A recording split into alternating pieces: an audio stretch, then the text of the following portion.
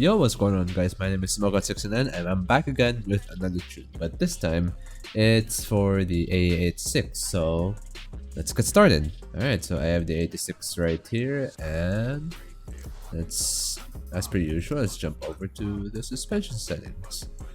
Note that this car is light as fuck and it doesn't have that much power, so I'm kind of somewhat to give it a some of a loose feeling because this car is grippy because it has low horses. For the springs, I'll leave it as is. You can go 85 to get more of that loosey feeling, like so. Yes, and then you might want to lower it down by a couple of inches. All right. Now, feel free to copy these dampers, but for me these are the sweet settings. I'm gonna pause right here and let you take the time to copy these dampers, but let's talk about this car first. For this car, it needs kind of a it needs power and it needs a loosey feeling so that when you drift it into the corner while it comes, it doesn't grip up as much, and you need a ton of angle to compensate for the lack of power. So I did this settings to make it balanced. So as for the toe settings, you can copy this.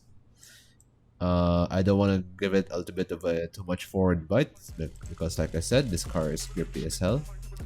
For the camber, I always run these cambers, but if you want, you can go less camber and then like this to give it somewhat of a street feeling. But for me, always get this rear camber close to zero when it's squatting. Alright, so anti-roll bars. You need rear anti-roll bars to make the rear swing out. Caster, keep it as is. Yeah, everything's good here. I do note that these are the new VDS specs, so keep in mind around these pressures. You can go a little bit more, say 85, and then 135 kPa. That's also good. The wheel track will depend on the kit, but for me, for this kit, this one. 35 profiles. Engine, always max at the engine. And then you can copy these if you want. Alright, so brake bias. I always run really high brake bias as you see on the S15 video and the M3 video. So yeah, let's get started. First and foremost, let's do the usual rendering.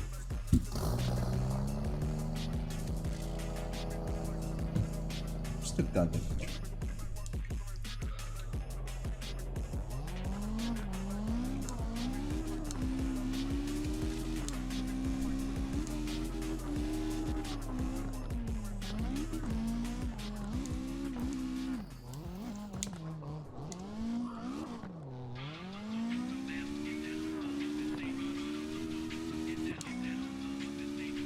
See?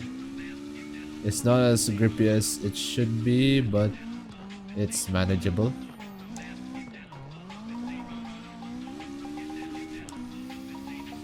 If you don't like shorter gears, you can do this. You can drop the final drive to 3.75. Oh shit, I didn't do that. Alright, let's test it out.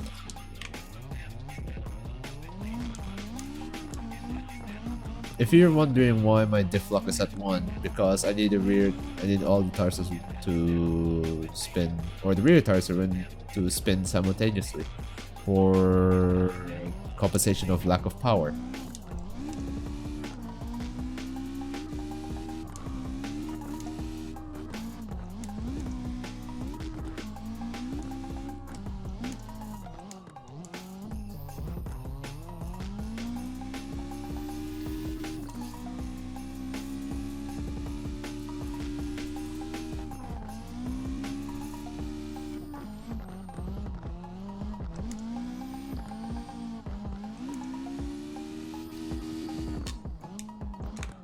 Alright, so it feels good here. It's not as grippy, but it's fast.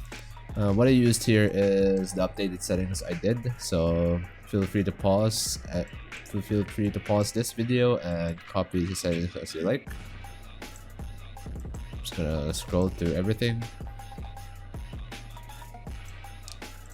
Alright.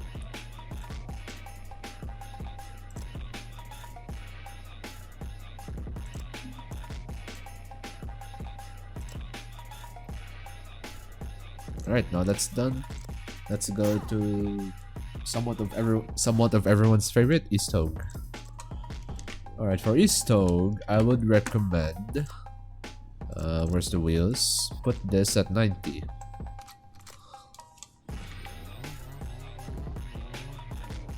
Then again, East Hogue is a long track.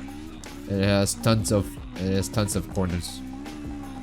So speaking of which, this has long corners.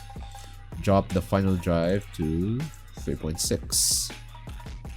Note that I didn't test this final drive at this track, so I'm just making a few adjustments here and then.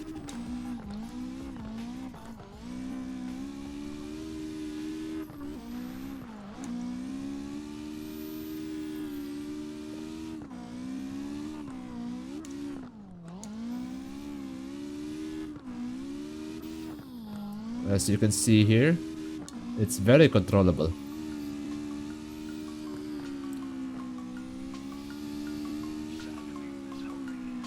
See? Even when you mess up, it grips up to go forwards.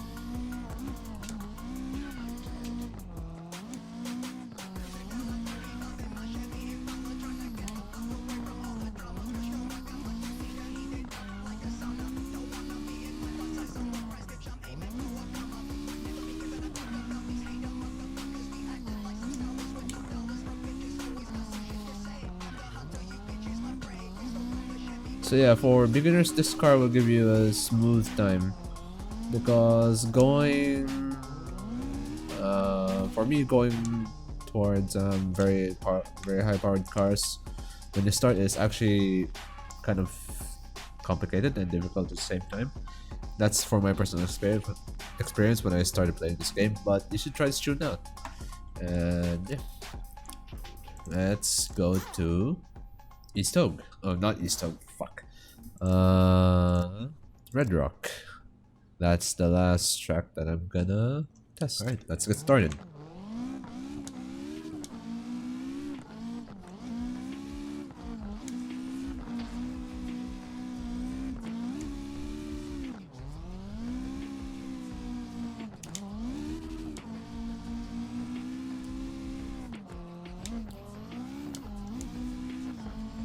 For this track, you need to like somewhat shorten third gear. But if you want to chill, just chill in third gear.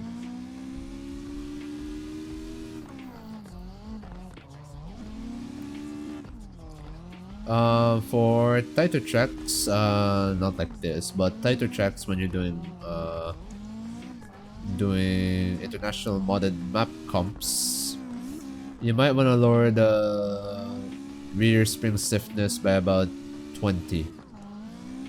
That'll give you some extra grip, and also try to remove 5 anti-roll bar the rear, and then add 10 anti-roll bar on the front.